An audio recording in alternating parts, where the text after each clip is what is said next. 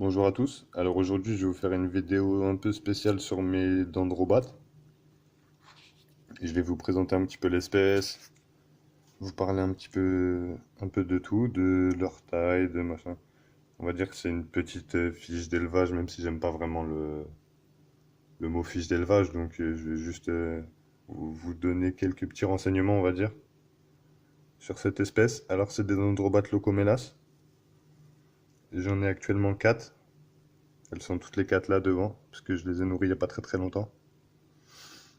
Je les ai nourris avec des drosophiles. Je vais vous montrer ça. C'est ça, voilà. C'est des petites mouches. Pour ceux qui n'ont pas bien vu, je vais vous montrer ça plus près. Alors c'est plein de petites mouches. Là, c'est un petit peu le... Il y en a un plein, je sais pas si vous allez bien voir.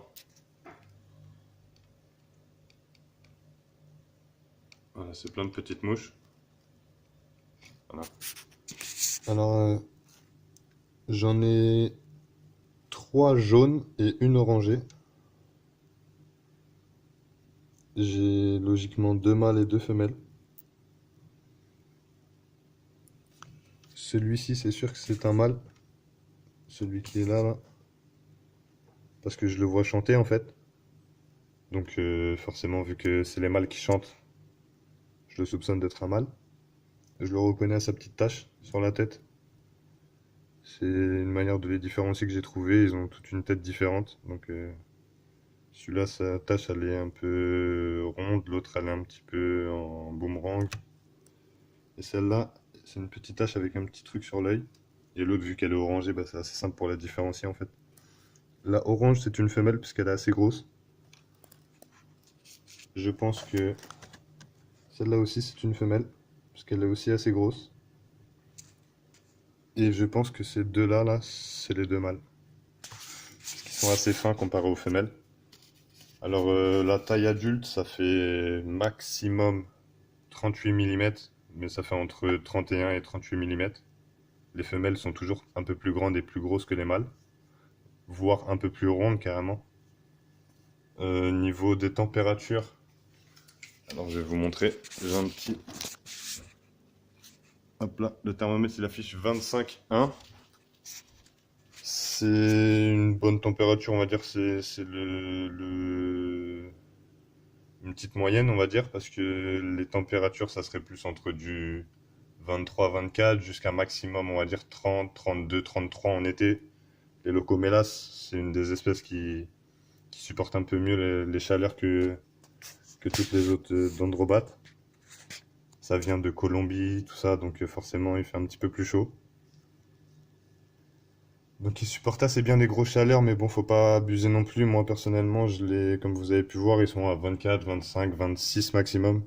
En été, ça monte à 27, 28. J'essaye de faire des vaporisations plus souvent. Après, ce qui est intéressant, c'est de leur faire des petits cyclages en été pendant les saisons chaudes, de vaporiser un petit peu moins et de après la saison chaude revaporiser un petit peu plus. Ça veut dire là, une fois que la saison sèche est passée, c'est-à-dire l'été, bah là, je recommence à vaporiser un petit peu plus souvent. Avant, je vaporisais 1 à 2 fois par jour. Là, maintenant, je vaporise plus 2, 3 fois par jour. Je vaporise avec un pchit manuel, parce que je suis pas un feignant. Que de toute façon, je suis tout le temps avec mes animaux, donc y a pas de souci. J'ai le temps de les vaporiser autant qu'il faut. Alors, j'ai changé, j'ai mis une petite gamelle d'eau là, et j'ai mis une petite gamelle d'eau là, voilà, dissimulée derrière. Hop là. Comme ça leur fait deux. Avant, j'en avais mis qu'une. Le terrarium, c'est un exoterra. Alors, j'ai mis du scotch. Parce que les drosophiles, ça s'enfuit. Après, ça envahit le salon. C'est un petit peu chiant. Ça s'enfuit quand même, hein. Ça s'enfuit par les petits conduits, les petits contours de quand on ferme, en fait. Alors, je vous disais, mon terrarium, c'est un exoterra de 60 par 45 par 60. C'est-à-dire 60 de largeur, 45 de profondeur et 60 de hauteur. Donc pour 4 dendrobates, il y a largement la place. Il y a beaucoup de feuillage, beaucoup de végétation. C'est assez conseillé pour maintenir une bonne hygrométrie Et même pour eux, ils préféreront toujours des cachettes naturelles comme ça, comme du feuillage, des fleurs et tout, que plutôt des petites cachettes comme là, par exemple, vous voyez une petite cachette. Attendez, je vais vous pousser la feuille. Hop là. Comme celle-ci par exemple, elles y vont jamais. Comme ça, on voit bien que ça sert à rien. Elles préfèrent largement les feuillages, les fleurs, les... On peut voir que par exemple, peu importe où elles se mettraient, là on les verrait pas en fait.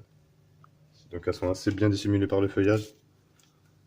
Et moi, ce qui m'a motivé vraiment pour avoir des petites dendrobates, c'est le fait de faire un petit paludarium avec des petites grenouilles. J'ai trouvé ça vraiment c'est très intéressant en fait. Parce que autant que pour mon varan, mes pitons, tout ça, je suis pas très naturel, je mets pas trop de terre, tout ça.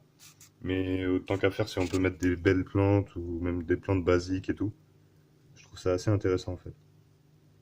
Après, pour les retrouver, c'est un peu la mission, mais bon, c'est le principe en fait qu'elles soient bien dissimulées, de essayer de les retrouver à chaque fois et tout, c'est plutôt marrant. En général, dès que je vaporise et que je les nourrisse, elles se mettent directement là. Ça, c'est une plante, je devrais la retirer, elle est morte, mais bon, j'attends qu'elle meure vraiment. Que- Avant, elle faisait des petites fleurs, tout là. Maintenant, je sais pas ce qui lui arrive depuis un certain temps, elle est morte. Je sais pas si c'est... Il y a eu trop de chaleur ou je sais pas. Alors, c'est une espèce, franchement, c'est pas mal. C'est pas très craintif quand même pour des dendrobates. Là, elles se sont un petit peu cachées parce que j'ai un petit peu mis mes mains dedans et tout. Mais à la base des bases, c'est pas très craintif. Il y a des dendrobates qui sont beaucoup plus craintifs que celle-là. Par exemple, les Azureus et les Auratus sont comment dire, beaucoup plus stressés en fait. Alors que celle-là, elle se montre quand même pas mal. Après, comme je vous ai dit, j'en ai que 4, alors que le terrarium, il est quand même pas mal, il est très grand. Pour les 4 en tout cas. J'aurais pu mettre les 4 par exemple dans un 45 par 45 par 45. Et là, ils auraient été un peu justes, mais là au moins, ils ont bien de la place en fait. Et je préfère qu'ils aient un peu plus de place que pas assez en fait. Alors, je pense que pour l'instant, on a fait un petit peu le tour. Donc, si vous avez d'autres questions à me poser sur mes petites dendrobates, n'hésitez pas. Si j'ai oublié quelque chose, n'hésitez pas à me le demander. Et si vous voulez, je sais pas, me poser des questions, par exemple, le substrat, j'avais oublié. Alors, c'est des billes d'argile. Ensuite, j'ai mis tout simplement une toile avec du tissu et tout pour séparer la couche de terre de la couche de billes d'argile pour pas que ça se mélange. Ensuite, il y a du l'humus de coco là, le coco effrité, je sais pas comment on appelle ça. Après là, il y a du copeau de coco. Et au-dessus, il y a de la sphaigne avec de la terre et tout ça, un petit peu mélangé. Et pour l'instant, j'ai pas eu trop de soucis en fait. Là, vous pouvez voir le blanc, c'est le calcium en général quand les proies elles sont saupoudrées de calcium, ça en fout un petit peu partout. Ça, la bouteille, c'est un système de trop-plein en fait. À force de vaporiser, c'est possible qu'avec le temps, l'eau elle monte. Enfin, à force de vaporiser, vous avez compris, ça descend, ça coule. Et après, l'eau monte. Et donc en fait, là, ce système, j'aurais juste à déboucher et à vider l'eau de là. Et ça, viderait l'eau en fait comme ça. Mais pour l'instant, j'ai pas eu vraiment besoin. Mais c'est une petite sécurité quand même. Alors, si vous avez des questions ou même si vous avez vous-même des dendrobates et que vous voulez partager ce que vous avez et tout, n'hésitez pas à me le dire dans les commentaires et tout. Ça m'a fait plaisir de faire une petite vidéo sur ces petites grenouilles. Assez sympathique. Toute noire et jaune comme ça, c'est pas mal. Et j'aime beaucoup le jaune. Mon serpent juste à côté, il est jaune. Après j'en ai d'autres. Jaune et pas jaune. Mais voilà, c'était pour vous dire que ça fait toujours un peu de diversité quoi.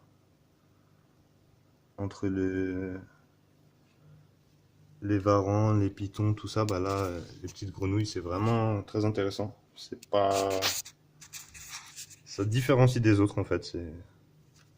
Les amphibiens, c'est vraiment pas mal, c'est quelque chose que j'aime bien. Après, je m'étais jamais vraiment mis dedans. parce que je me disais c'était peut-être un peu compliqué, machin et tout, mais une fois que j'ai eu mes informations, le paludarium, rien que lui-même, sans les bestiaux, j'ai mis au moins plusieurs mois avant de le faire.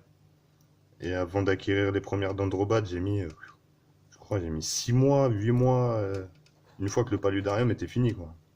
Histoire de vraiment avoir les bonnes informations et tout. Et bon, bah, on est toujours en manque d'informations. On cherche toujours à en avoir un petit peu plus, mais je pense que les bases sont acquises et que pour l'instant, ça va, je me débrouille plutôt pas mal. Ça va, je sais plus exactement, j'avais fait une vidéo pour l'arrivée de mes premières dendrobates. Parce que la première, en fait, j'avais reçu un couple, dont le mâle qui est mort, en fait, à l'arrivée. Donc j'avais reçu un couple dont un décès. Donc par la suite, j'en ai repris 3 autres. Et j'avais fait une petite vidéo pour la première arrivée de Dendrobat. Et je pense que c'était il y a à peu près, j'ai pas envie de dire des conneries, mais peut-être 4-5 mois. Peut-être un peu plus ou peut-être un peu moins, je sais plus. Mais depuis le temps, en tout cas, ça s'est bien passé, il n'y a pas eu de soucis. Niveau alimentation, j'essaye de varier un petit peu. Là, en ce moment, j'ai que des drosophiles. Parce qu'au magasin où je vais, il n'y avait que ça. Mais sinon, je leur mets un peu tout, des micro-grillons, des colomboles, un peu de tout, quoi. Tout ce qui est micro-insectes. Faut pas hésiter à varier la nourriture. Alors là, on voit ces deux-là. Il y a celle qui est derrière. Ah, on voit pas trop avec le petit que j'ai fait là, c'est un petit peu... Alors il y en a une là, il y a la deuxième là. La troisième elle est là, et la quatrième... Ah, j'ai l'œil maintenant depuis. Je l'ai vu, je sais pas si vous allez la voir. Hop là. Elle est vraiment bien dissimulée. Tout au fond. Bon, je pense que ça vous aura fait un petit peu plaisir de changer un petit peu. Toujours des vidéos sur mon varan, Je l'aime bien, je le kiffe, mais j'aime tous les autres aussi. J'aimerais bien en faire un petit peu participer tout le monde. Donc, moi, ça m'a fait plaisir de varier un petit peu comme ça. Des petites dendrobates, c'est mignon comme tout. Et c'est pas si stressé que ça, comme on dit. Bon, bien sûr, quand ça arrive, faut les laisser tranquilles. Mais par la suite, ça m'est arrivé d'attraper une plante, de la déplanter, la remettre un peu plus loin. Et c'est pas pour autant qu'il y a eu un décès dans le terrarium. Donc, faut pas trop écouter tout le monde quand tout le monde dit c'est des animaux hyper stressés, machin. Bon, certes, je les ai jamais manipulés, donc déjà personnellement, c'est pas moi qui vais les stresser, mais le fait que ça soit dans mon salon, ça, il y a tout le temps du passage, ils se sont habitués en fait. Et comme je vous ai dit, les Locomélas, c'est pas forcément la plus craintive de toutes les dendrobates, bien au contraire. Donc pour ceux qui veulent de la dendrobate, je conseille plus, si vous voulez les voir bien sûr, des Locomélas aux autres. Après les autres, c'est vrai qu'elles sont aussi jolies, hein, je dis pas, hein, mais elles sont beaucoup plus craintives en fait. Donc ça m'a fait plaisir, hein, comme j'arrête pas de le dire. Je vous referai d'autres vidéos prochainement sur un peu n'importe lesquelles. Soit je verrai peut-être sur mon gecko léopard parce que j'en ai jamais vraiment fait sur lui en particulier, donc peut-être à venir une vidéo sur les geckos léopards. Allez, ciao tout le monde et à la prochaine.